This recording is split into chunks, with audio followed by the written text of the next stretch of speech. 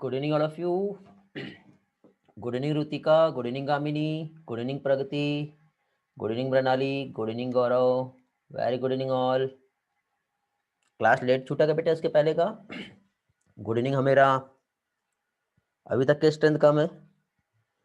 Good evening पूर्वल, कहाँ गए आपके बैच के strength? Good evening Pallavi, class time पे हुआ तो फिर उसके बाद फिर क्या प्रॉब्लम आ रहा है?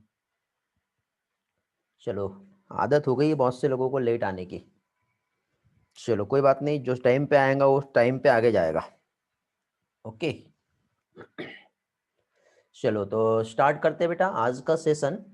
बट आज के सेशन को स्टार्ट करने के पहले सबसे पहले बेटा, जो लास्ट लेक्चर में हम लोगों ने जो भी टॉपिक यहाँ पे कंप्लीट किए हैं उसका एक छोटा सा रिवीजन हम लोग यहाँ पे देख लेते हैं। तो लास्ट लेक्चर में हम लोगों ने यहाँ पर क्या देखे थे बेटा?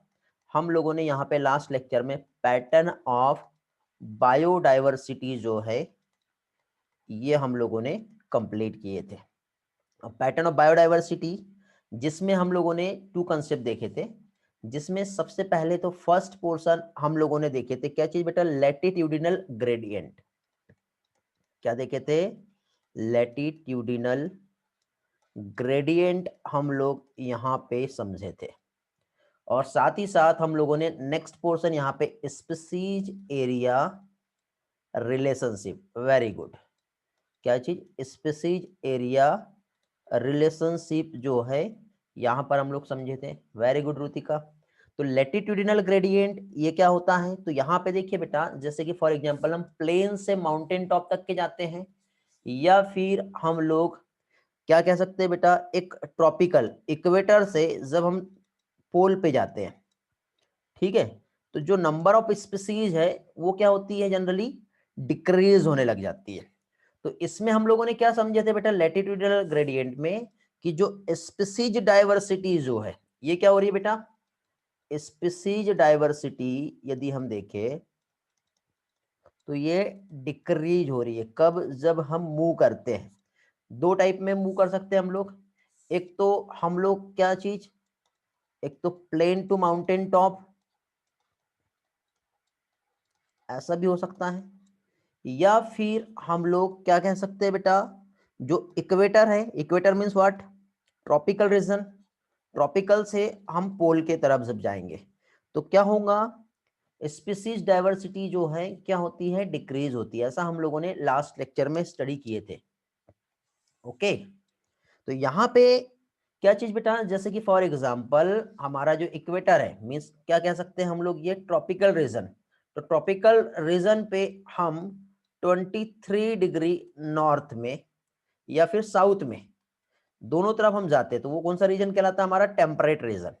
तो ज्यादा स्पीसीज जो है यदि हम देखें तो कहां पे बेटा? इक्वेटर पे होती है, एज कंपेयर टू टेम्परेट या as compare to polar reason.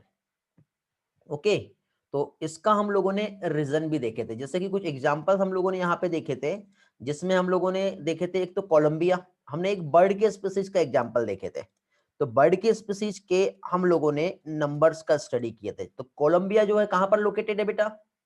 जल्दी से बताएंगे, कोलंबिया जो है कहां पर लोकेटेड है? जल्दी जल्दी रिस्पॉन्स करो, कितने लोगों को याद हुआ? कोलंबिया लोकेटेड है, very good, near the equator. और इक्वेटर पे लोकेटेड होने की वजह से बर्ड का स्पीसीज कितना है टोटल? यहां पर कितना है? 1400 स्पीसीज बर्ड की है, वेरी गुड। फिर कोलंबिया के बाद क्या देखे थे हम लोगों ने? न्यूयॉर्क देखे थे हमने। बट न्यूयॉर्क के पहले हमने क्या देखे थे? इंडिया देखे थे। तो इंडिया जो है इक्वेटर के आजू बाजू ये इधर साइड में प्रेजेंट होगा। तो जब इंडिया इधर है तो इसमें बर्ड का स्पीसीज कितना होगा? 1200, वेरी गुड। इंडिया के बाद क्या देखे थे बेटा हम लोगों ने? न्यूयॉर्क देखे थे। तो न्यूयॉर्क जो है ये लोकेटेड होता है कितना? 41 डिग्री नॉर्थ साइड। तो इसमें जो स्पीसीज होगा, वेरी गुड, 105 स्पीसीज होंगी। फिर न्यूयॉर्क के बाद क्या देखे थे हम लोगों ने? ग्रीनलैंड। तो ग्रीनलैंड कहां पर प्रेजेंट है? ग्रीनलैंड जो है 71 डिग्री नॉर्थ में है। तो यहाँ पे बर्ड का स्पीसीज कितना होगा? 26। तो देखो यही चीज हम देख रहे हैं, हम इक्वेटर से, ठीक है, ट्रॉपिकल से टेम्परेट और पोल तरफ जब जा रहे हैं तो स्पीसीज डाइवर्सिटी जो है वो क्या हो रही है बेटा? डिक्रीज हो रही है। यही मैंने लास्ट ये वाले स्लाइड में आप लोगों को एक्सप्लेन किया था। ओके, यहाँ पे हम लोगों ने देखे थे क्या चीज, स्पीशीज डाइवर्सिटी जो है ये डिक्रीज होती है। ठीक है, इसके बाद यहाँ पे हम लोगों ने जो ट्रॉपिकल अमेजोन रेन फॉरेस्ट का हमने एक एग्जांपल देखे थे, जो कहाँ प्रेजेंट है बेटा, हमारे साउथ अमेरिका में। तो साउथ अमेरिका में जो ट्रॉपिकल रेन फॉरेस्ट जो है, यहाँ पे हम लोगों ने कुछ स्पीसीज हमने देखे थे। तो स्पीसीज के हम लोगों ने कुछ एग्जांपल्स देखे थे। तो सबसे ज्यादा जो स्पीसीज है, ठीक है, सबसे ज्यादा बायोडाइवर्सिटी यहीं पे देखने को मिलेगी। मींस यहाँ पे आप लोगों को यदि हम देखें तो प्लांट्स भी मिलेगा। ठीक है, प्लांट के बाद फिर इनवर्टिब्रेट की स्पीसीज आती है। इनवर्टिब्रेट के बाद फिर हमने क्या देखे थे, एबी पर राम, RAM। ठीक है, फिश, बर्ड, रेप्टाइल, एम्फीबियन और मैमल्स। तो प्लांट की कितनी स्पीसीज थी, याद हो गया क्या बेटा? प्लांट स्पीसीज देखो रिवाइज करेंगे तो आपको वो चीज याद रहेगी। वेरी गुड, 4000 या 40,000? 40,000। फिर उसके बाद इनवर्टिब्रेट कितना था? ऑब्वियसली सब में ज्यादा जो है हमारा वो एनिमल है, प्लांट से ज्यादा एनिमल है।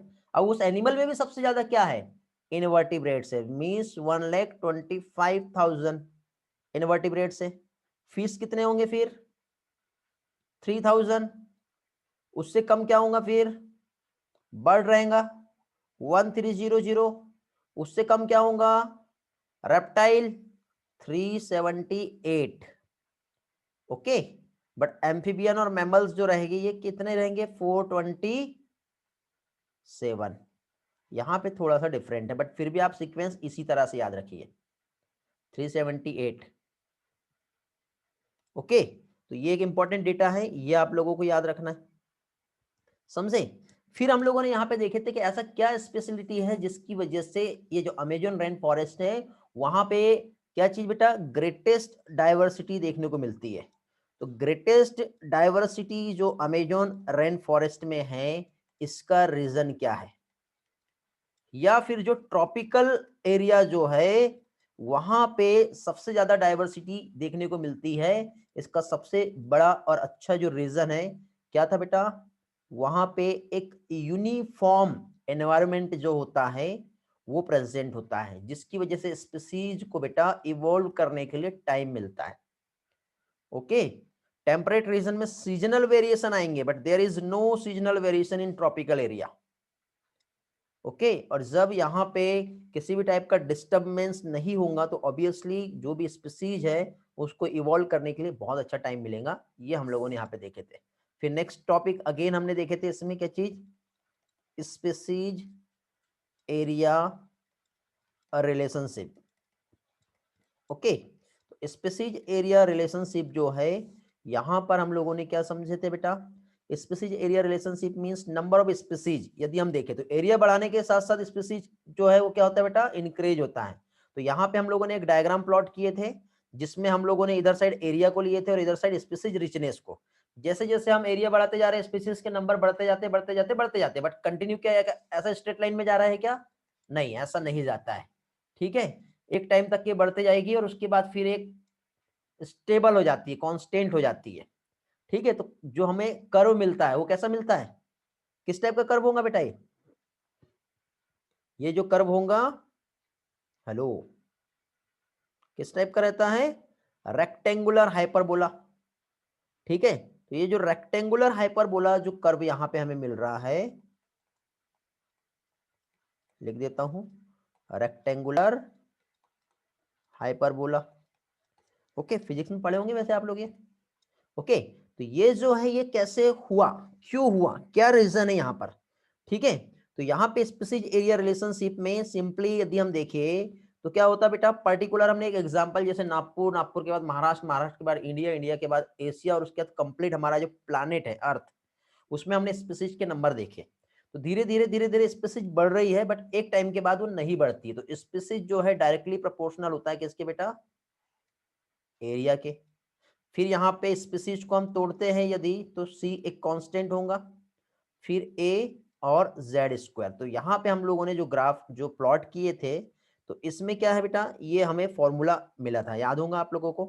तो इसमें हमने क्या देखे बेटा, जो साउथ अमेरिका के जो जंगल है वहां पे स्पेसिस एरिया रिलेशनशिप, जो हमारे साइंटिस्ट है, नाम क्या था, अलेक्जेंडर, याद आ रहा है, वन हेम्बोल्ड, उन्होंने यहाँ पे ये हम लोगों को एक न्यूमेरिकल के हेल्प से जो रिलेशन समझाया बेटा स्पीसीज रिचनेस के बीच में। तो यहाँ पे जितना ज्यादा एरिया बढ़ाएंगे तो वाइड वैरायटी ऑफ टैक्सा, जिसमें एंजियोस्पर्म प्लांट, बर्ड, ठीक है, बैट्स कह लो या फ्रेश वाटर फिश, ये सारी चीजें मिलेगी। तो एरिया बढ़ाने से नंबर्स जो होता है वो क्या होता है बेटा, इंक्रीज होता है। और इसी ग्राफ को जब हम लॉग लॉग स्केल पे हम जब देखेंगे तो एक हमें स्ट्रेट लाइन जो है, ठीक है, इस तरह से हमें मिलता है। तो ये जो हमारा ये क्या हो गया बेटा, ये स्लोप जो कि हम जेड से डिफाइन करते हैं, ठीक है। फिर यहाँ पे हम लोगों ने इसके टाइप्स भी देखे थे। तो यहाँ पे देखिए, नेक्स्ट स्लाइड में आते हैं। तो यहाँ पे देखिए रीजन जो सबसे ज्यादा बायोडाइवर्सिटी का यदि हम देखें तो इवोल्यूशनरी टाइम ज्यादा है, साथ ही साथ कॉन्स्टेंट एनवायरमेंट है, और पोलर जो सोलर रेडिएशन है वो ज्यादा मिलता है, जिसकी वजह से प्रोडक्टिविटी बहुत ज्यादा होती है।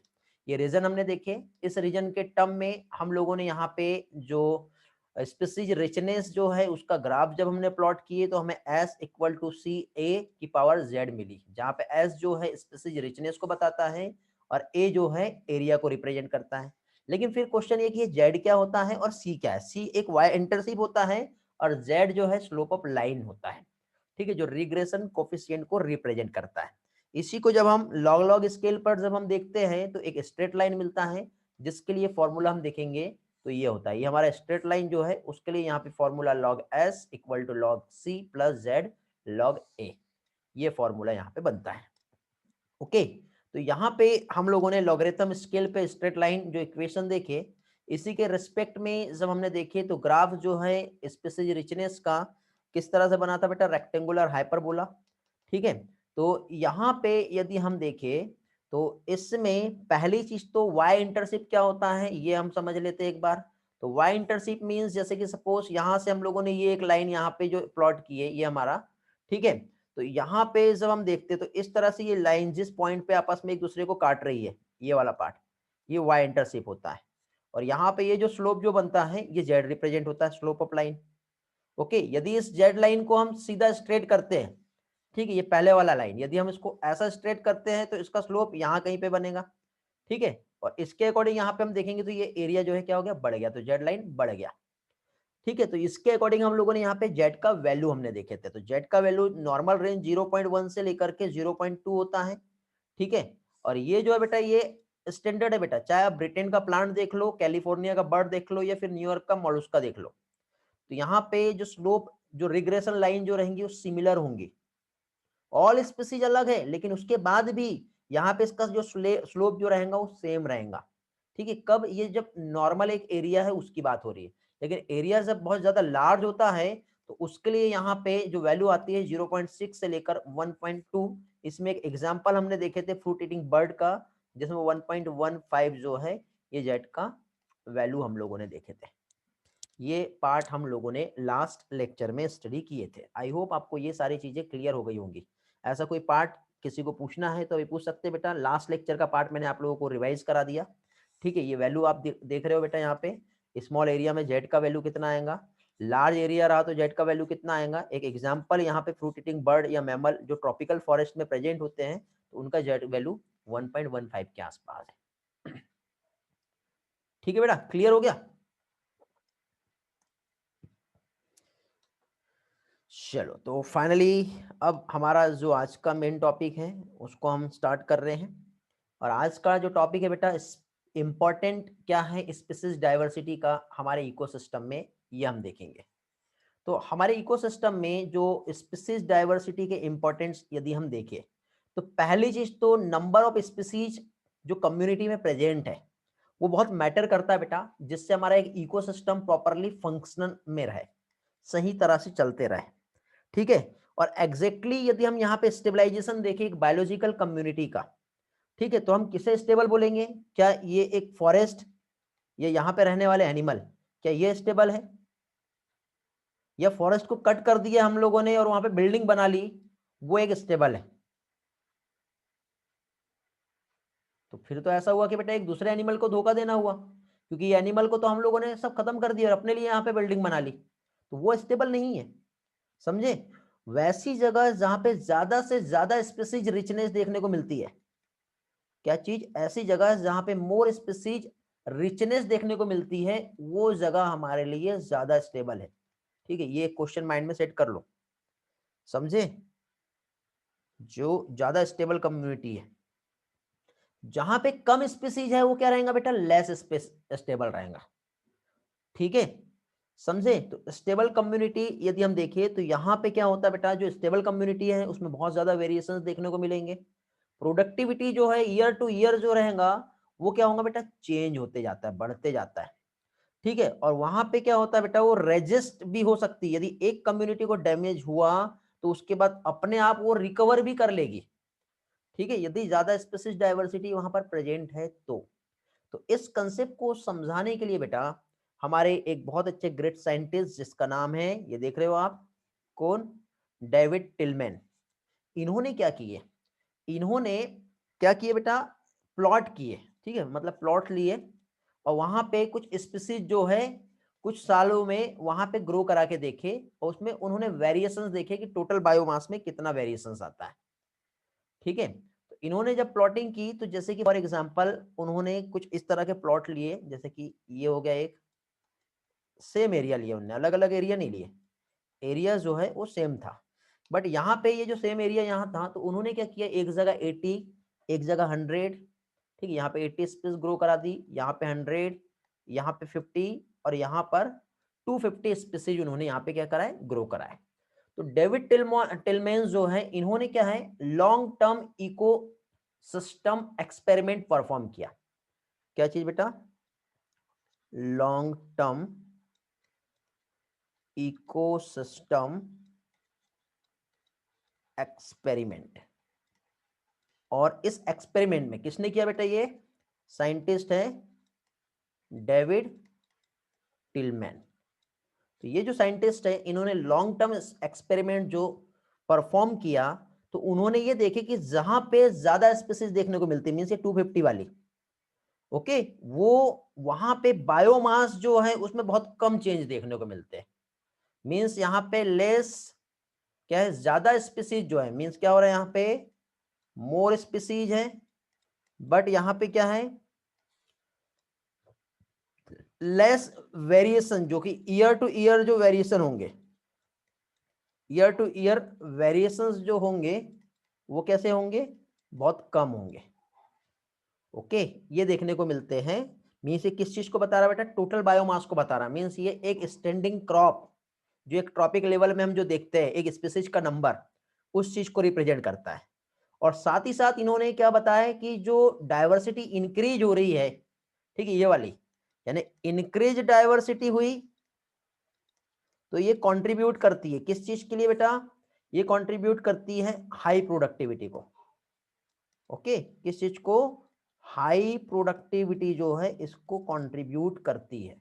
जैसे कि फॉर एग्जांपल कोई भी एक इकोसिस्टम की हम बात करें, तो डाइवर्सिटी इंक्रीज हो रहा है तो प्रोडक्टिविटी भी ज्यादा मिलेगा। जैसे कि for example tropical rain forest, ज्यादा प्रोडक्टिविटी है तो वहां पे बायोमास भी ज्यादा देखने को मिलता है।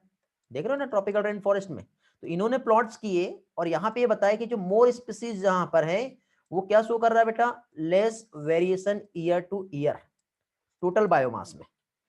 ठीक है, और जो इंक्रीज डाइवर्सिटी है ये कंट्रीब्यूट कर रही है किस चीज को, हाई प्रोडक्टिविटी को। और ये एसेंशियल होता है किस चीज के लिए बेटा, इकोसिस्टम के बैलेंस को मेंटेन रखने के लिए, इकोसिस्टम के हेल्थ को बनाने के लिए, और survival of the human races.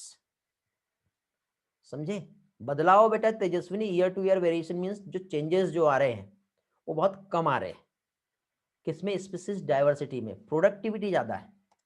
ठीक है, डाइवर्सिटी बहुत अच्छी है वहां पर, इस चीज को रिप्रेजेंट कर रहा है। मींस यहाँ पे रिच बायोडाइवर्सिटी जो है ये सिर्फ इकोसिस्टम की हेल्थ के लिए ही इसेंशियल नहीं है बेटा, साथ ही साथ ह्यूमन रेसेस जो हमारे प्लानेट है उनको सरवाइव करने के लिए भी इसेंशियल होता है। ओके, यही चीज हमें हमारे जो ग्रेट साइंटिस्ट है डेविड टिलमैन, ये इस चीज को हमें समझाना चाह रहे हैं। ओके, तो यहाँ पे आपको क्या क्या चीज याद रखना है बेटा, एक तो डेविड टिलमैन ने एक एक्सपेरिमेंट दिया, एक्सपेरिमेंट जो यहाँ पे है, क्वेश्चन क्या पूछा जाएगा ये याद रखो, क्योंकि इतना सारा मैंने जो डेटा बताया आप कंफ्यूज हो सकते हो। तो क्वेश्चन ऐसा पूछा जा सकता है कि डेविड टिलमैन का एक्सपेरिमेंट क्या था, या फिर लॉन्ग टर्म इकोसिस्टम एक्सपेरिमेंट किसने दिया। कौन है, डेविड टिलमैन। किस पर दिया बेटा, प्रोडक्टिविटी पर। और क्या किया बेटा उन्होंने, यूज किए आउटडोर प्लॉट्स।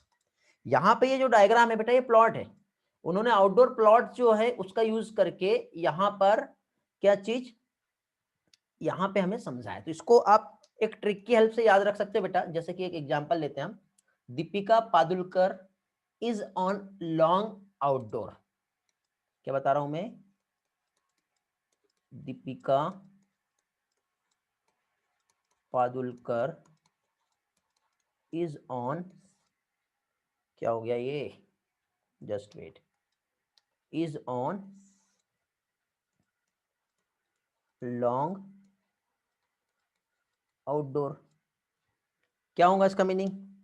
अब देखो ये ट्रिक से आप डेविड टिलमैन ने क्या जो है एक्सपेरिमेंट दिया वो आप ये फाइंड कर सकते हो।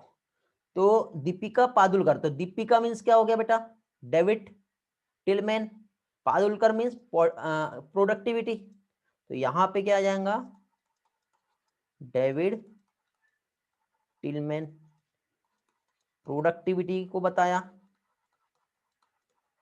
ओके, पेन थोड़ा लैग किया है, थोड़ा सा अच्छे से लिख लेते, थोड़ा फास्ट लिखने की कोशिश कर रहा हूं बेटा मैं, ठीक है। प्रोडक्टिविटी, प्रोडक्टिविटी को एक्सप्लेन किया है। साथ ही साथ लॉन्ग आउटडोर मींस क्या हो गया, out means use of outdoor plant, ठीक है। क्या चीज यहां पे, प्लॉट, यूज ऑफ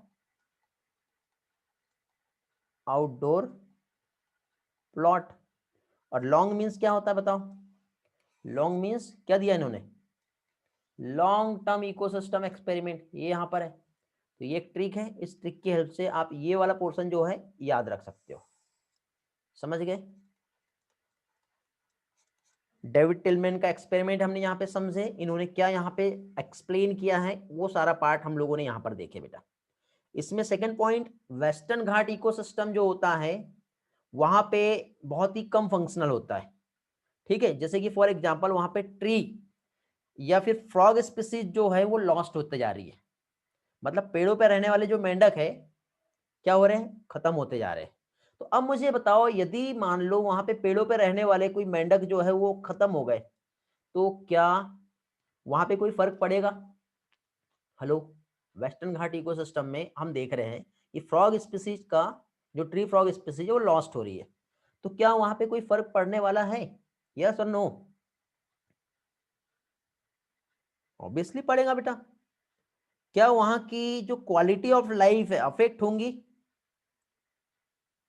हाँ होगी, क्योंकि वहां पे देखिए बेटा 2000, ठीक है, क्या कह सकते हैं, जो स्पीसीज थी अर्थ पे एंट की, वो अभी कम होकर के सिर्फ और सिर्फ 15,000 ही बची है, ठीक है। भले वो देखने में छोटा सा चेंजेस है, छोटा सा इफेक्ट है, लेकिन बेटा ये बहुत बड़ा इफेक्ट है, वो अभी नहीं समझ रहा है, लेकिन एक टाइम के बाद, ठीक है, ये समझेगा। तो इसका यदि हम आंसर देखें तो इसका डायरेक्ट आंसर हमें नहीं मिलने वाला, ठीक है। जो इफेक्ट हो रहा है, सपोज कोई भी स्पीसीज हमारे इकोसिस्टम पे यदि इसका लॉस हुआ, तो इकोसिस्टम का हेल्थ जो है उस पे भी इफेक्ट होने वाला है। ओके, तो जो इफेक्ट क्या होता है इकोसिस्टम पे वो हम देखेंगे।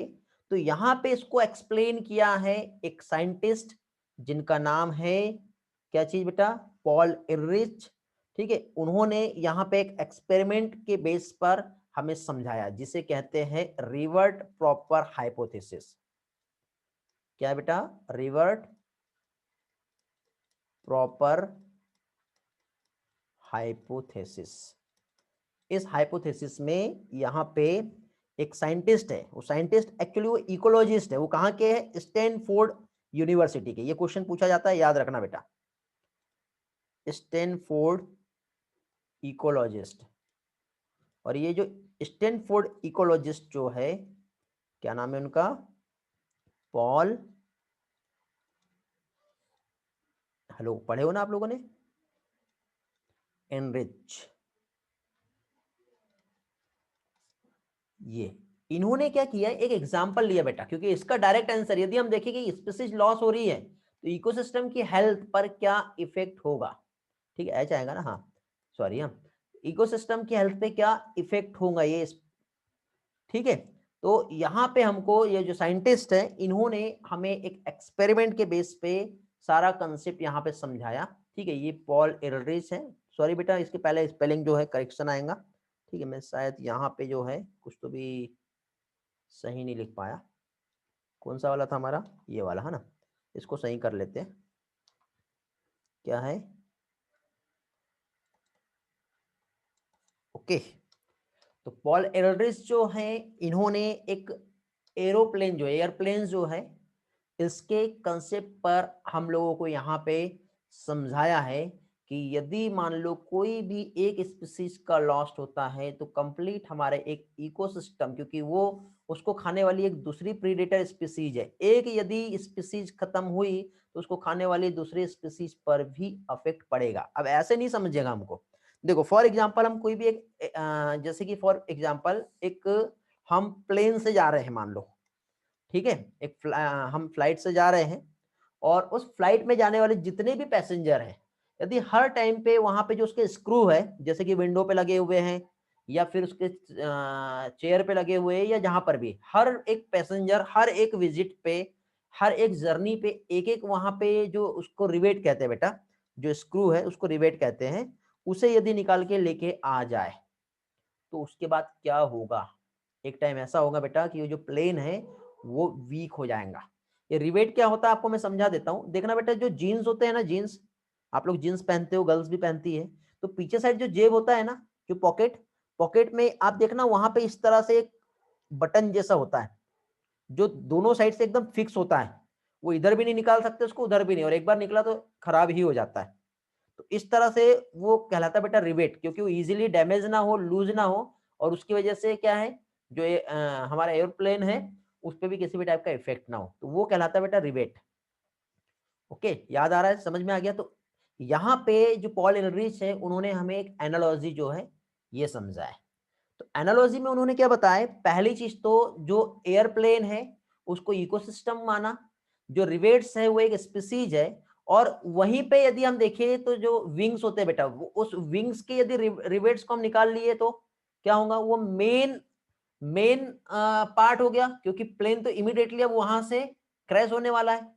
तो वो जो रिवेट्स और विंग्स है उसको की स्पीसीज कहा है बेटा, मतलब एक मेन स्पीसीज जिससे कंप्लीट एक इकोसिस्टम चल रहा है, यदि उसको अफेक्ट कर दिया गया तो कंप्लीट हमारे इकोसिस्टम पे अफेक्ट हो जाएगा, समझे। तो ये इस तरह से यहाँ पे हमें जो पॉल एलरिच है इन्होंने जो बायोडायवर्सिटी है उसके इंपॉर्टेंस क्या होते हैं उसको अंडरस्टैंड करने के लिए एक एनालॉजी जो है वो हमें एक्सप्लेन की, जो कि स्टैनफोर्ड इकोलॉजिस्ट है, कौन, पॉल एलरिच। और उन्होंने हमें यहाँ पे क्या बताया बेटा कि क्या हो सकता है, मींस यहाँ पे ये देखो आप ये एयरप्लेन देख रहे हो और यहाँ पे एक स्पीसीज, एक इकोसिस्टम, एयरप्लेन एक इकोसिस्टम हो गया और यहाँ पे रहने वाली एक एक स्पीसीज इस इकोसिस्टम पे लगे हुए एक एक स्क्रू हो गए। तो क्या होगा बेटा, एयरप्लेन जो इकोसिस्टम है और इसमें जितने भी पार्ट जो लगे हुए हैं जो रिवेट, वो बहुत सारे स्पीसीज है, और हर कोई पैसेंजर यदि एक बार वहां पे जाता है, ठीक है, और pop up the rivet, pop मतलब निकाल लेना, ठीक है, रिवेट्स को क्या कर रहे हैं, निकाल ले रहे हैं, इसलिए इसका नाम रिवर्ट प्रॉपर हाइपोथेसिस दिया है, पॉपिंग कर दिए, popping of the rivet means her time एक रिवेट को तोड़ ले रहा है वो और निकाल के अपने जेब में रख के अपने बैग में रख के आ जा रहा है। इसी तरह से हमारे साथ बेटा एक एक स्पीसीज जो है इसका एक्सटेंशन होते जा रहा है बेटा। शुरुआत में तो कोई इफेक्ट नहीं होगा बेटा, शुरुआत में आपकी जो फ्लाइट है, आप जो फ्लाई कर रहे हो बहुत इजीली और सेफ्टी से करते जाओगे, लेकिन यहाँ पे इसके बाद फाइनली जो इकोसिस्टम का फंक्शंस देखे कुछ टाइम के बाद ज्यादा से ज्यादा रिवेट आपने रिमूव कर दिए तो फाइनली क्या होगा, डेंजरस हो जाएगा। हेलो बेटा, क्लास में है ना आप लोग, समझ में आ रहा है ना मैं क्या समझाना चाह रहा हूँ। हेलो, वेरी गुड, ये वाला पार्ट समझ में आ गया ना सभी लोगों को। आज कल्याणी और ईश्वरी का मैसेज नहीं दिखे, क्लास में है क्या, है, ओके। गौरव बेटा आपको तो देखा था शुरुआत में मैंने वैसे, चलो ग्रेट, आगे बढ़ते हैं। देखिए क्या है, मैं जनरली जो पार्टिसिपेंट पैनल है उसको ऑन करके नहीं रखता हूं, बट चैट मेरे पास ऑल टाइम ओपन रहती है। तपस्या आजकल आपका मैसेज नहीं मिल रहा है, टीसा कभी कभी आता है, दिव्या, नितिशा बेटा आपका स्टडी कैसा चल रहा है? अमन, आप भी कभी आते हो कभी नहीं आते हो। सृष्टि पवार बेटा कैसे चल रहा है स्टडी? आर्यन, तेजस्विनी का रिस्पांस बहुत फास्ट मिलता है, बहुत अच्छे। तेजस्विनी, प्रगति, मानव, ये स्टूडेंट अच्छे। अमृता थ्रॉट, अमृता धकाते आप लोगों का। आयुष, गामिनी, हमेरा, लियांशु, प्रज्वल, रानी, सायमा बेटा आप रेगुलर हो? चलो बढ़िया चल रहा है स्टडी, ग्रेट, बहुत बढ़िया। तो मुझे ये बताओ, इस संडे को एक्स्ट्रा क्लास रख ले हम। एनवायरमेंटल इशू तो एक बहुत ही इजी चैप्टर है, मुझे नहीं लगता कि उसको बहुत लंबा खींचना पड़ेगा। Environmental issue only one class में आपका कंप्लीट हो जाएगा, 12th का सिलेबस हमारा हो जाता है फिनिश। फिर 11th का जो रिमेनिंग है वो पेपर है आपका। पेपर टाइमिंग क्या होता है बेटा? सुबह 6 बजे कि इवनिंग में 6 बजे? 11 to 4 है क्या? मॉर्निंग में रखूं या इवनिंग में रखूं? इवनिंग, मॉर्निंग, इवनिंग, मॉर्निंग, ठीक है। लास्ट में एक काम करते हैं, पोल जनरेट कर लेते हैं हम लोग, उस पर आप लोगों से रिस्पॉन्स जो है वो पूछ लूंगा मैं। ओके,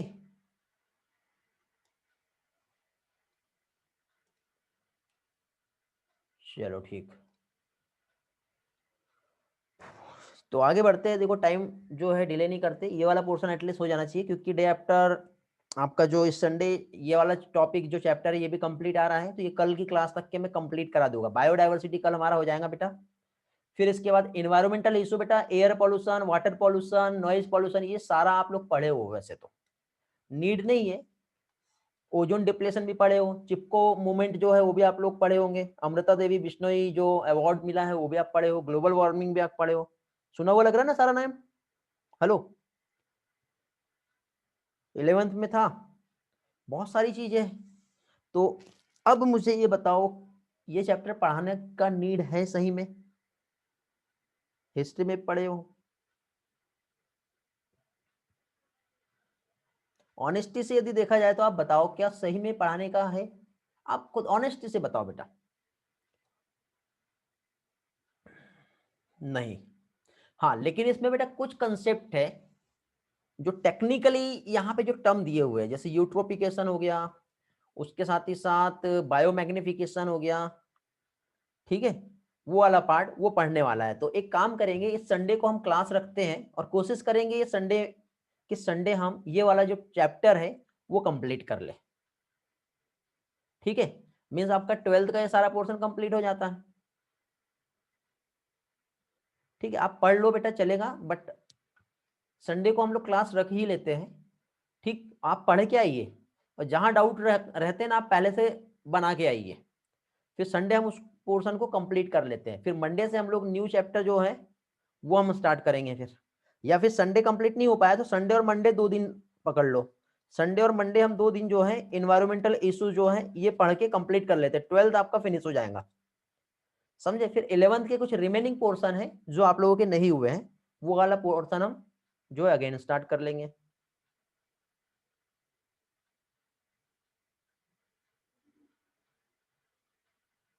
ठीक है बेटा,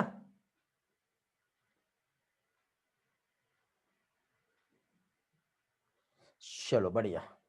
तो संडे का क्लास जो है कंफर्म मैं आप लोगों को कल करता हूं कि संडे क्लास रख रहे हैं हम लोग या नहीं रख रहे हैं, ठीक है। अभी मैं श्योर नहीं कह रहा हूं, बट 50% संडे क्लास हो सकती है, 50% नहीं हो सकती, ठीक है। 50-50% है संडे की क्लास का। Sunday, Sunday, Monday, Tuesday, Tuesday भी मैं आपका क्लास रखूंगा। ट्यूसडे का शेड्यूल क्या आपका? ट्यूसडे का स्लॉट कौन सा खाली आपका, ये बताओ मुझे आप। जल्दी हो जाएगा सिलेबस तो आपको रिवीजन के लिए टाइम मिलेगा बेटा। आफ्टरनून स्लॉट खाली है, तो ट्यूसडे को भी एक्स्ट्रा क्लास रख सकते हैं हम लोग, रख सकते हैं ना। संडे की जगह ट्यूसडे ले लूं? हाँ चलेगा। चलो एक काम करते, कल फ्राइडे है, कल हम डिसाइड करेंगे। कल आप लोगों को मैं पोल दूंगा, पोल में मैं आपका संडे एक्स्ट्रा क्लास, मंडे तो रह गई, ट्यूसडे एक्स्ट्रा क्लास, ये हम देखेंगे। फिर टॉपिक पे हम लोग डिस्कस करेंगे। पोल में मैं आप लोगों को एनवायरमेंटल इशू का फुल कंप्लीट कंटेंट लूँ या फिर इंपॉर्टेंट लूँ या फिर आपके डाउट लूँ, ये सारी चीजें मैं आपको पोल पे दूंगा। ठीक है, मेजोरिटी जहाँ जाएंगी वहां पे रहेंगे, लेकिन बेटा मैं एक एक स्टूडेंट को सपोर्ट करूंगा, ऐसा नहीं है कि कोई चीज छोड़ दो। जो सभी के हित में रहेगा, सभी के बेनिफिशियल रहेगा, उस पॉइंट को ही हम फॉलो करेंगे। ठीक है बेटा, समझे? तो आप लोग रेडी रहिए, कल हम लोग देख लेते हैं क्या करना है। मंडे ट्यूसडे वेडनेसडे फ्री होता है आफ्टरनून, चलो ठीक है, बहुत अच्छी बात है फिर तो। चलो ये हमारे लिए अच्छा रहेगा, हेल्पफुल रहेगा। चलो तो फाइनली हम आगे का पोर्शन जो है जो स्टडी कर रहे थे वो हम देख लेते हैं। तो यहाँ पे बेटा हम लोग क्या देख रहे हैं बेटा, रिवर्ट प्रॉपर हाइपोथेसिस हम देख रहे हैं। और रिवर्ट प्रॉपर हाइपोथेसिस में जो इंपॉर्टेंट है स्पीशीज डाइवर्सिटी के, यदि एक एक रिवेट को हम लोगों ने लॉस कर दिए, जैसे विंग्स, इस रिवेट के इस विंग्स को हम निकाल लेते हैं तो क्या होगा बेटा, ये प्लेन तो इमीडिएटली क्रैश कर जाएगा, मतलब वो की स्पीशीज को रिप्रेजेंट कर रहा है। और इकोसिस्टम का जो मेन फंक्शनल की स्पीशीज जो है, जिसके बिना काम नहीं चल सकता, उसको आपने खत्म कर दिया, वो एक्सटिंक्ट हो गई, तो क्या होने वाला बताओ? जैसे सलमान खान पे भी केस चल रहा है, आपने देखे होंगे, है ना, हंटिंग करना अभी टोटल मना है, लेकिन उसने अभी तक के वो भुगत रहा है। ठीक, तो ऐसे ही कुछ हुआ है बेटा एक्सटेंशन में। तो यहाँ पे ये बहुत ही डेंजरस हो जाएगा हमारा फ्लाइट के सेफ्टी से। मीन्स भले हमें ऐसा लगता, हाँ वेरी गुड, ब्लज बग ना, हाँ। तो यहाँ पे देखिए क्या चीज, यदि हम ये कहते हैं कि कोई एक स्पीसीज को आपने मार दिए, ठीक है, तो उसका इफेक्ट बेटा कंप्लीट इकोसिस्टम इवन हमारे ऊपर भी पड़ता है, वो डायरेक्टली रहे या फिर इनडायरेक्टली रहे, दिखता नहीं है लेकिन कहीं ना कहीं इफेक्ट होता है। तो जो लॉस हो रहा है बेटा, कुछ रिवेट लॉस होगा, तो हो सकता है जैसे सीट और विंडो का प्लेन के इनसाइड, तो वो धीरे धीरे लॉस हो रहा है, वो एक टाइम के बाद समझ में आ जाएगा कितना बड़ा वहां पे लॉस हुआ है, इमीडिएटली नहीं होगा। तो यही चीज है बेटा, लॉस ऑफ बायोडाइवर्सिटी, अब हम लोगों को यहाँ पे समझना है। ठीक है, कि बायोडाइवर्सिटी का लॉस क्या है और क्या यहाँ पे हो रहा है, और इससे रिलेटेड जो कंसेप्ट, ये वाला पार्ट समझ में आ गया बेटा, जो इंपॉर्टेंट से हमारी क्वालिटी ऑफ लाइफ जो है अफेक्ट हो रही है। एयरप्लेन में यदि हमने स्टार्टिंग में पॉपिंग किए रिवर्ट का, तो किसी भी टाइप का प्रॉब्लम नहीं हुआ, लेकिन एक टाइम के बाद बहुत बड़ी प्रॉब्लम वहां पे क्रिएट हो गई। ओके, फाइनली अब हम यहाँ पर नेक्स्ट जो टॉपिक है हमारा बायोडाइवर्सिटी का लॉस, वो हम लोग यहाँ पर देखेंगे, और लॉस ऑफ बायोडाइवर्सिटी, और साथ ही साथ यहाँ पे लॉस किस तरह से हो रहा है, क्या क्या प्रॉब्लम हो रही है, ये सारी चीजें हम लोग यहाँ पर स्टडी करेंगे। जस्ट वेट बेटा थोड़ा सा।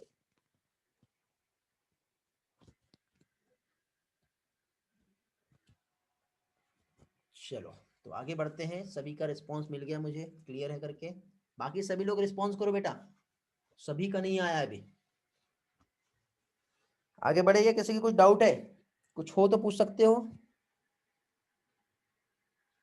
क्लियर है सभी के, वेरी गुड है।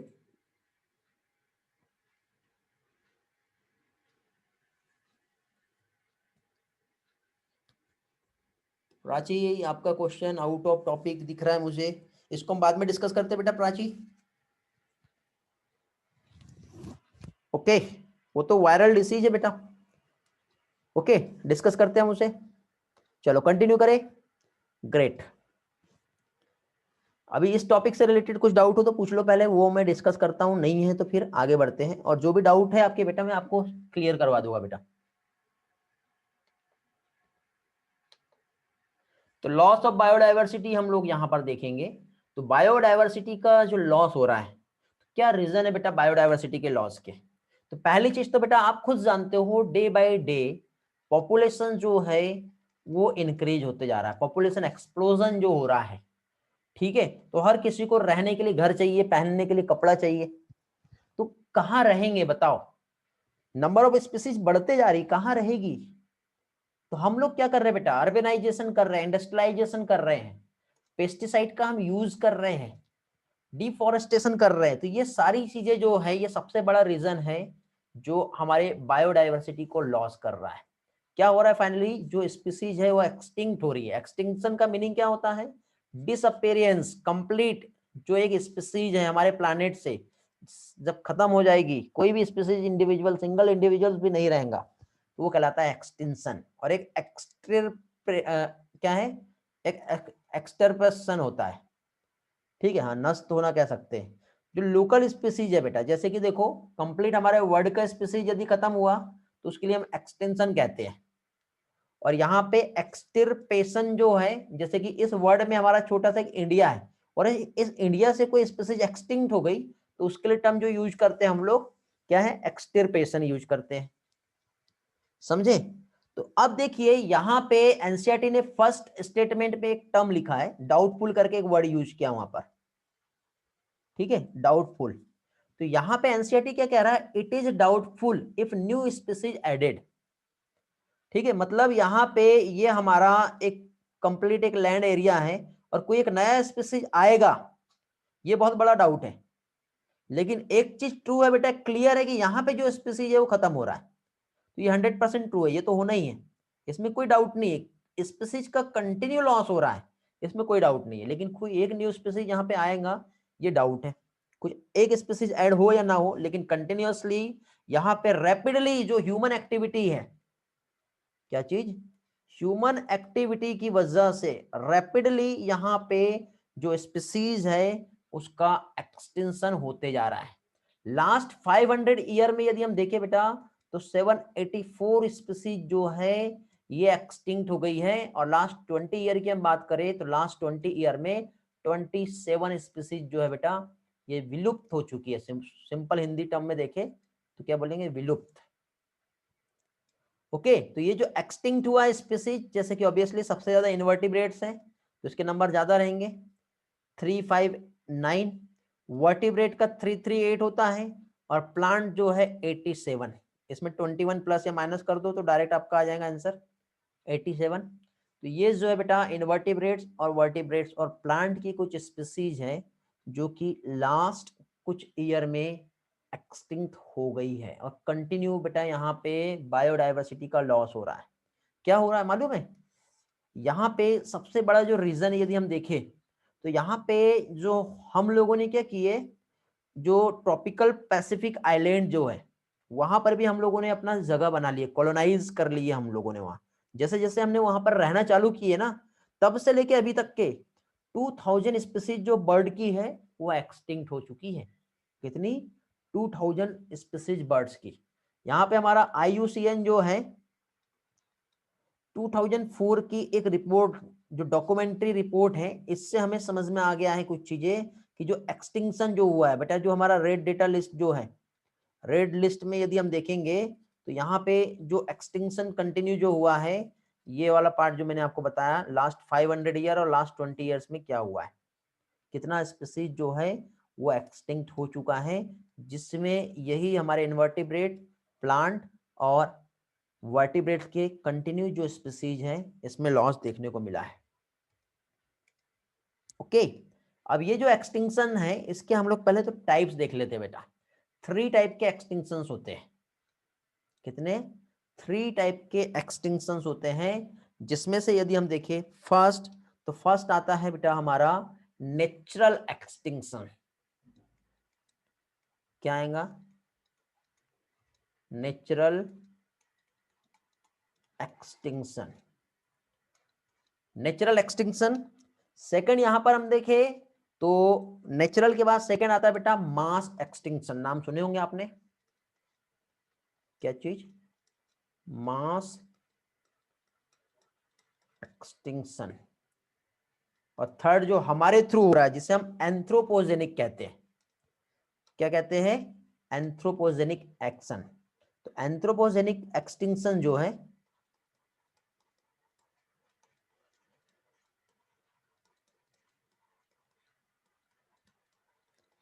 ये 3 टाइप के एक्सटिंक्शंस हो रहे हैं। ठीक है, तो स्टेप बाय स्टेप तीनों भी एक्सटिंक्शंस को समझेंगे, जिसमें सबसे पहले जो आता है क्या हम देखेंगे, नेचुरल एक्सटिंक्शन क्या है। ओके, ये हम लोग सबसे सबसे पहले समझ लेते हैं। तो नेचुरल एक्सटिंक्शन मींस बेटा जैसे कि जो भी चेंज हुआ हमारे एनवायरनमेंट में, तो एनवायरनमेंट चेंज की वजह से न्यू और जो मोर एडाप्टिव स्पीसीज जो रहेगी उसने दूसरे स्पीसीज को क्या किया, रिप्लेस कर दिया। तो ये आता है नेचुरल एक्सटिंक्शन में। क्या हुआ यहां पर, एनवायरनमेंट में चेंज आया, इन्वायरमेंट में चेंज आने की वजह से जो न्यू, ठीक है, न्यू स्पीसीज, और न्यू वो भी कैसे बेटा, न्यू और मोर एडाप्टिव स्पीसीज जो है, न्यू मोर एडाप्टिव स्पीसीज जो है, इसने क्या किया, रिप्लेस कर लिया। किसे रिप्लेस किया बेटा, अदर स्पीसीज को। तो ये नेचर के थ्रू एक्सटिंक्ट हो गई बेटा ये स्पीसीज। बट ये जो एक्सटिंक्शन जो हो रहा है बेटा, ये एकदम नहीं होता है, ये धीरे धीरे होता है। तो जब धीरे धीरे होगा तो ये इवोल्यूशन को बढ़ावा भी दे रहा है बेटा। कोई स्पीसीज जा रही है तो दूसरा स्पीसीज आ रहा है, बहुत ही स्लो रेट पे होता है, तो इससे ज्यादा किसी भी टाइप का लॉस नहीं होता।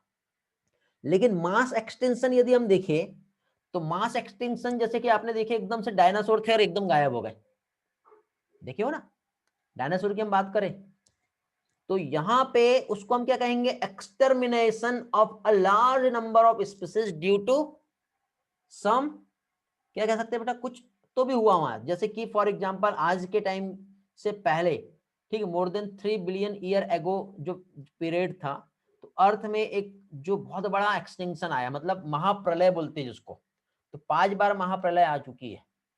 वेरी गुड बेटा, नेचुरल एक्सटिंक्शन डार्विन का लॉ हम कह सकते हैं, ठीक है। तो 5 बार महाप्रलय आ चुकी है, आपने सुने होंगे। छठवीं महाप्रलय बहुत बड़ी और बहुत भारी होंगी एक बार में, क्योंकि छठवीं महाप्रलय कगार पर है, कभी भी आ सकती है, ऐसा माना जाता है, ठीक है। तो यही सारी चीजें जो है यहाँ पे एक्सटिंक्शन को लेकर के जो है हमें समझ में आती है, ठीक है, कि क्या क्या यहाँ पे हो सकता है। हेलो, समझ में आ रहा है ना क्या बताना चाह रहा हूं मैं। तो ये हो गया मास एक्सटिंक्शन, जैसे कि डायनासोर जो है इमीडिएटली जो गायब हुए। इसके ऊपर हम और बात करेंगे थोड़ी देर के बाद, कुछ और पहले टर्म्स समझ लेते हैं। लास्ट में बेटा एंथ्रोपोजेनिक एक्सटिंक्शन जो है, एंथ्रोपोजेनिक एक्सटिंक्शन मींस जो हमारा ह्यूमन का एक्टिविटी है, ह्यूमन का जो इंटरफेरेंस है, हैबिटेट लॉस हो रहा है बेटा, ठीक है, पॉल्यूशंस क्रिएट हो रहा है, ठीक, इसकी वजह से आज के टाइम पे यदि हम देखें तो एक्सटिंक्शन जो है 100 से लेके 1000 टाइम्स जो है नेचुरल एक्सटिंक्शन से ज्यादा हो चुका है। नेचुरल के बाद क्या आता है हमारा मास, और मास के बाद हम लोगों ने ह्यूमन एक्टिविटी वाला जो हमने देखे एंथ्रोपोजेनिक वाला, ये बहुत फास्ट है और ये हर जगह तबाही मचा रहा है, समझे। तो बहुत सारी यहाँ पे जिसकी वजह से प्रॉब्लम्स देखने को मिल रही है। ओके, तो मास एक्सटिंक्शन जो है बेटा ये जो हो रहा है, जिसमें more than 3 billion year ago origin of life जो हुई थी, तब से लेके डाइवर्सिफिकेशन जो हुआ लाइफ का अर्थ पे, तब से लेके अभी तक के कितने बार, 5 बार महाप्रलय आ चुका, 5 episode of mass extinction. 6 extinction जो है प्रेजेंटली गोइंग ऑन है, जिसमें 100 से लेके 1000 टाइम्स फास्टर रहेगा ये वाला एक्सटिंक्शन, ये याद रखना। और ये सब हमारी एक्टिविटी से ही हो रहा है, और नेक्स्ट 1000 ईयर तक के सब कुछ, या फिर हम क्या कह सके 50% स्पीसीज जो है हमारे डिस्टर्बेंस से क्या हुआ है, लॉस हो गया है। ओके, तो अब देखिए यहाँ पे कुछ स्पीसीज है जिसका जनरली लॉस हुआ है, ठीक। तो पहले चीज तो जो बायोडायवर्सिटी हम देखें, जैसे कि आप बाली, ये टाइगर का एक स्पीसीज है, एक ये जवान, ये भी टाइगर का एक स्पीसीज है, और एक कैस्पेरियन टाइगर, ये भी जो है ये टाइगर का स्पीसीज है। तो इसमें करेंट स्पीसीज का जो एक्सटेंशन रेट जो है वो कितना है, 100 से लेकर 1000 टाइम्स फास्टर, जो पहले जो हुआ है उसके कंपैरिजन में, ठीक। जिसकी वजह से ये मान के चलो कि half of the all species जो हमारे अर्थ पे है वो एक्सटिंक्ट हो जाएगी आने वाले 100 ईयर्स में, यदि ये ऐसा ही कंटिन्यू रहा तो, ठीक है। समझ में आया बेटा क्या बताना चाह रहा हूं मैं। तो बायोडायवर्सिटी का जो लॉस हुआ है, तो इसमें ये जो लॉस जो हमने देखे हैं, तो पहली चीज तो कुछ स्पीसीज हम लोग देख लेते हैं, ठीक है, जो कि जनरली लॉस हुई है, जैसे डोडो जो मोरसिस की है आप देख रहे हो, कागा आप देख रहे हो यहाँ पे, स्टेलर सी काऊ जो है, बाली जवान और कैस्पेरियन टाइगर की सब स्पीसीज है बेटा, ठीक है। तो डोडो जो है कहाँ का बेटा, मोरोसिस का है, क्वागा अफ्रीका का है, थाइलेसिन जो है ऑस्ट्रेलिया का है, स्टेलर सी काऊ जो है ये रसिया की है, तो ये जो आप यहाँ पर जो देख रहे हो ये बहुत इंपॉर्टेंट है, ठीक। ये एग्जाम में पूछा जाता है। IUCN रेड डेटा लिस्ट जो है ये हमें प्रोवाइड करता है। IUCN का फुल फॉर्म हम पहले देख चुके हैं, 2004 के अकॉर्डिंग देख रहे हैं बेटा। 748 स्पीसीज जो है लास्ट 500 ईयर में, जिसमें से 338 स्पीसीज वर्टिब्रेट का, 359 इनवर्टिब्रेट और 87 प्लांट स्पीसीज जिसका एक्सटिंक्शन हो गया है। ये मैंने आप लोगों को थोड़ी देर पहले ही एक्सप्लेन किया था। जिसमें डोडो जो है वो कहाँ का बेटा, मोरोसिस का, याद रखना है। क्वागा जो है अफ्रीका का, थाइलेसियन जो है ऑस्ट्रेलिया, और स्टेलर सी काउ जो कि रसिया की है। और 3 सब स्पीसीज, ये क्वेश्चन एग्जाम में ट्विस्ट करता है बेटा, सब स्पीसीज की जगह 3 स्पीसीज बाली, जवान, कैस्पेरियन टाइगर की ऐसा पूछ लेते हैं, और मैक्सिमम स्टूडेंट्स को करेक्ट करके आ जाते हैं। तो ये सब स्पीसीज, ये टर्म याद रखना है, मैं भी आपको क्वेश्चन दूंगा इसी तरह से, ठीक है। तो ये चीजें आप याद रखोगे कि कौन कौन सा स्पीसीज है और किस किस का है। अब इसको याद रखने के लिए काम करते हैं बेटा, हम लोग एक ट्रिक की हेल्प से इसे याद करेंगे। जैसे कि फॉर एग्जांपल एक हमारे मीटिंग चल रही है, हमारे कंपनी का एक मीटिंग चल रहा है, और उस कंपनी के एक मैनेजिंग डायरेक्टर है, मैनेजिंग डायरेक्टर जो है क्वेश्चन पूछते हैं। और क्वेश्चन किससे पूछते हैं बेटा, एक ऑस्ट्रेलिया और रसिया के जो जो स्टाफ है उनके, उनसे एक क्वेश्चन पूछते हैं। और वो किसके बारे में पूछेंगे, बाली, जवान और जो कैनेडियन जो टैक्स जो है उससे रिलेटेड वो क्वेश्चन कर रहे हैं। तो इसका ट्रिक जो है वो कैसे बनेगा और उसके अकॉर्डिंग हम कैसे याद रखेंगे, ये मैं यहाँ पे आप लोगों को याद करवा दे रहा हूँ। अभी के अभी बेटा ये याद हो जाएगा। क्या बताया मैंने, MD है जो आस्क कर रहे हैं क्वेश्चन, वो भी किससे बेटा, ऑस्ट्रेलिया और रसियन, ठीक है, जो उनके पर्सन है उनसे। तो देखो MD मीन्स क्या हो गया, मोरोसिस, ऑब्वियसली डोडो रहेगा। आस्क क्वेश्चन मीन्स क्या हो जाएगा, ऑस्ट्रेलिया, अफ्रीका का क्वागा हो जाएगा। और 2 मीन्स यहाँ पे क्या हो जाएगा हमारा, थाइलेसिन, जो कहाँ का है, हमारे ऑस्ट्रेलिया का है, ठीक है, कहाँ का है, ऑस्ट्रेलिया का। उसके बाद फिर किससे, ऑस्ट्रेलियन एंड रशियन स्टाफ, ठीक है। अच्छा, Australian and Russian staff about Bali, जवान या Bali Java and Canadian tax के बारे में पूछ रहा है। तो एंड स्टाफ मींस क्या हो जाएगा, स्टेलर सी काउ, कहाँ की है बेटा, रसिया की है। बाली, जवान और कैनेडियन को क्या कहा था मैंने, कैस्पेरियन। ये किसकी सब स्पीसीज है, किसकी, टाइगर की।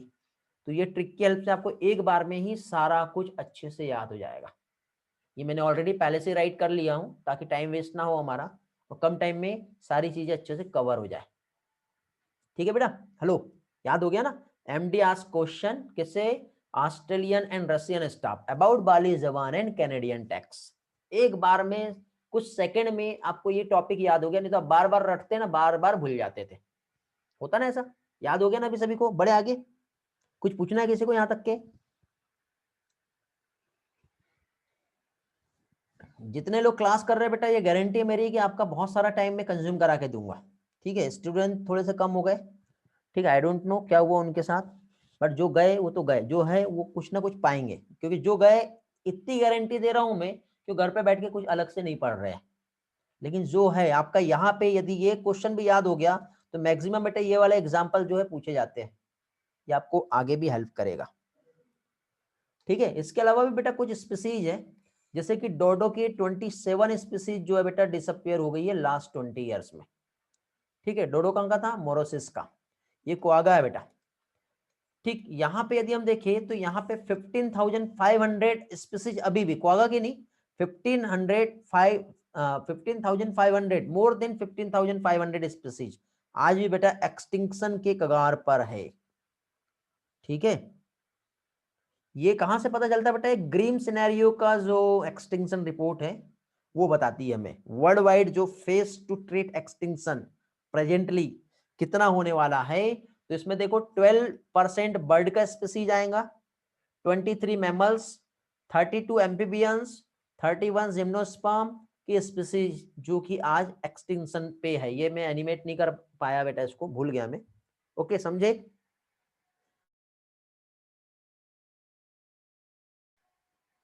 ये याद कैसे रखोगे, देखो 12 बर्ड है, 12 का डबल करेंगे तो कितना होता है 24, उसमें से -1 कर दो तो 23 मैमल्स आ जाएंगे। फिर 23 को बदल के लिख दो 32 हो जाएगा। 32 एम्फीबियंस हो जाएंगे, इसमें से भी -1 कर दो तो 31 आपके जिम्नोस्पर्म आ जाएंगे। मैंने ऐसा याद किया हूं, इसको आप भी याद कर सकते हो, ठीक है, बट सीक्वेंस मालूम होना चाहिए। बर्ड, मैमल्स, एम्फीबियन, जिम्नोस्पर्म, इस तरह से आप इसे याद रख सकते हो, ठीक है बेटा।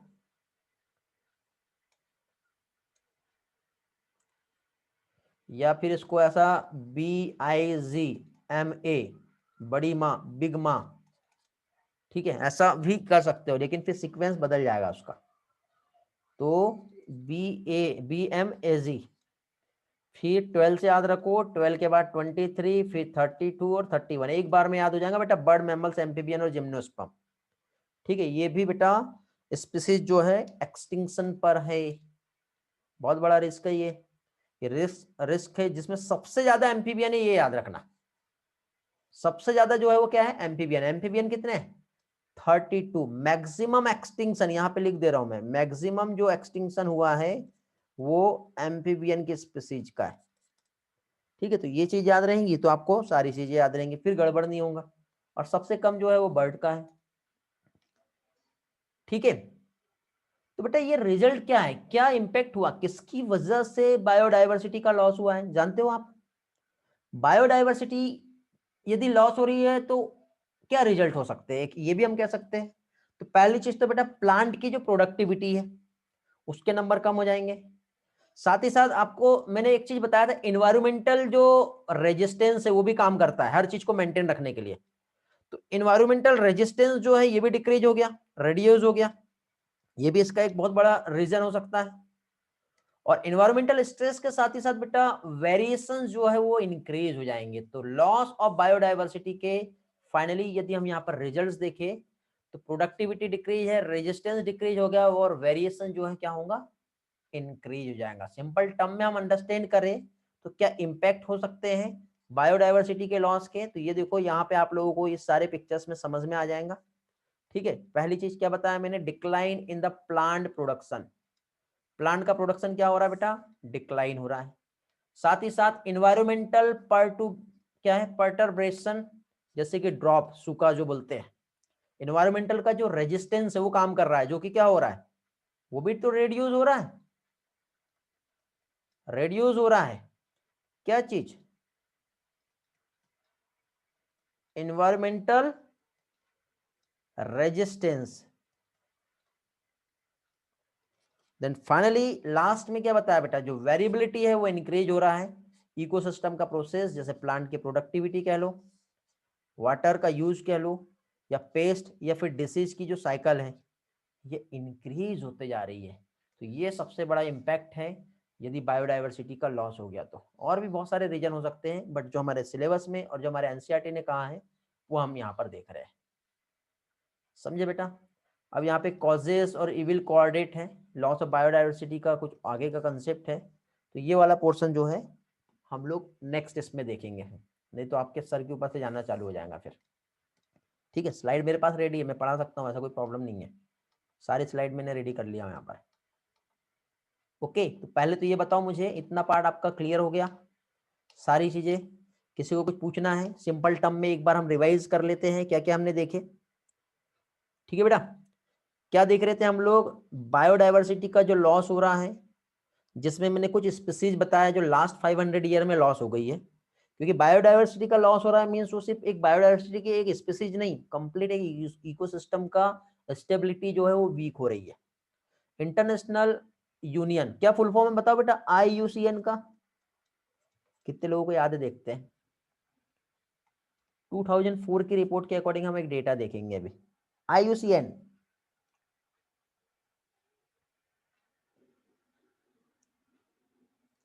टाइप करने में टाइम लग रहा है या याद नहीं है, यस नो में भी रिस्पॉन्स कर सकते हो,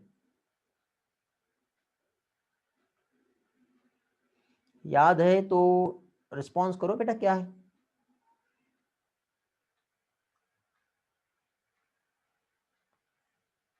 international union for, very good, conservation of, आगे नेचर एंड नेचुरल रिसोर्सेस। तो IUCN की जो रिपोर्ट है 2004, तो लास्ट 500 ईयर और लास्ट क्या बताया था मैंने 20 ईयर्स में जो एक्सटिंक्शन हुआ है स्पीसीज का, तो लास्ट 500 ईयर में कितना गया है, कितना बेटा, कौन सी स्पीसीज बताया मैंने, याद आ रहा है या भूल गए हो? ये वाला पार्ट पूछ रहा हूं मैं, किधर गया,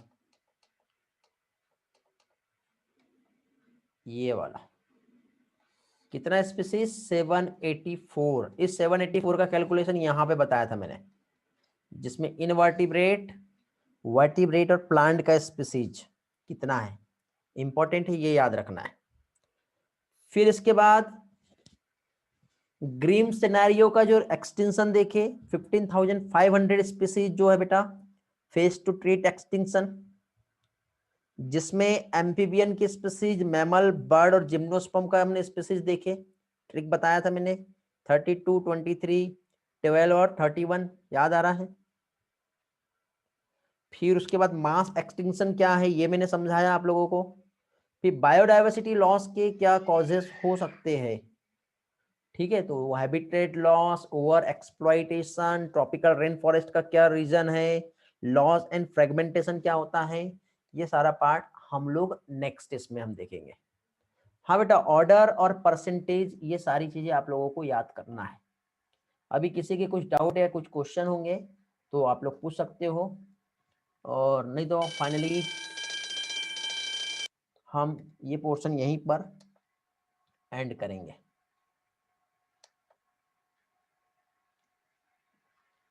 हाँ, पेपर डिस्कशन भी करना है। कौन सा वाला पेपर डिस्कस करना है बेटा हम लोगों को? पेपर डिस्कशन के लिए मैंने आपको क्या कहा हूँ, लिंक में आपको पर्सनल शेयर करने वाला हूँ, तो जितने भी इंटरेस्टेड है सारे है तो मैं सारे को कर दूंगा, या फिर टेलीग्राम पे मैसेज करो, लिंक आपको मिल जाएंगी, टाइम भी आपको बता दूंगा मैं, ठीक है।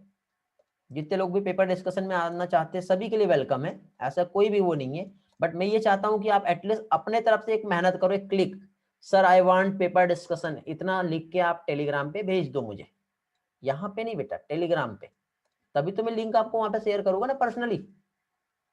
मुझे मालूम होना चाहिए बेटा कितने लोग यहाँ पे इंटरेस्टेड है, सारे होंगे तो सारों के लिए मैं आपको ग्रुप में लिंक प्रोवाइड कर दूंगा, कोई प्रॉब्लम नहीं है। ओके, वो हमारा अलग से क्लास रहेगा बेटा, मैं अपने तरफ से पर्सनली आपको एफर्ट दे रहा हूँ अलग से, क्योंकि आपका सिलेबस के साथ कोई कंप्रोमाइज नहीं होगा, सिलेबस का टाइमिंग और कंटिन्यूटी बनी रहेंगी, और अलग से मैं आपको पेपर डिस्कशन के लिए टाइम दे दूंगा, समझ गए, जिसमें इकोलॉजी का भी डिस्कशन हो जाएगा, हमारा जो हम ह्यूमन फिजियोलॉजी है उसका भी डिस्कशन हो जाएगा, आगे के भी हो जाएंगे, ठीक है।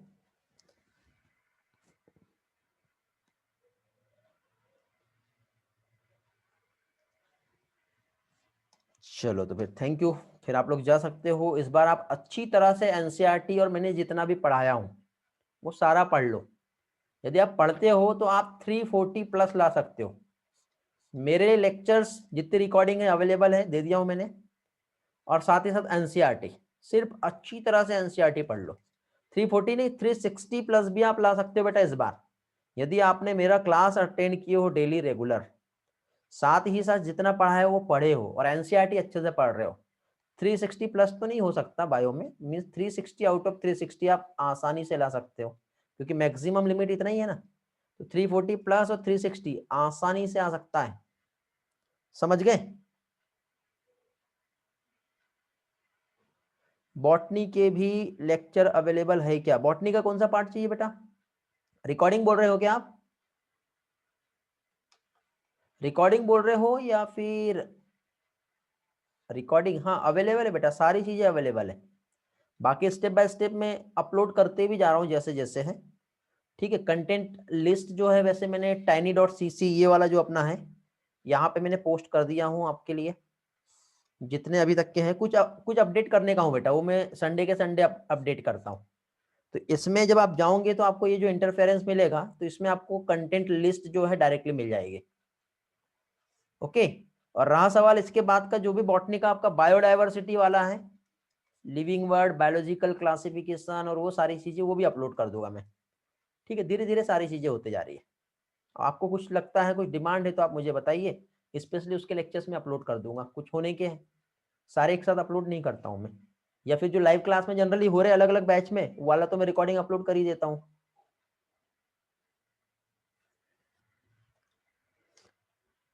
ओके बेटा, बाकी टेलीग्राम पे तो आपको सारी चीजें मिल ही जा रहा है, आज का पीपीटी भी मिल जाएगा आपको टेलीग्राम पर। चलो तो फाइनली एंड करते हैं आज का lecture. Thanks for joining, bye bye, have a nice time, take care.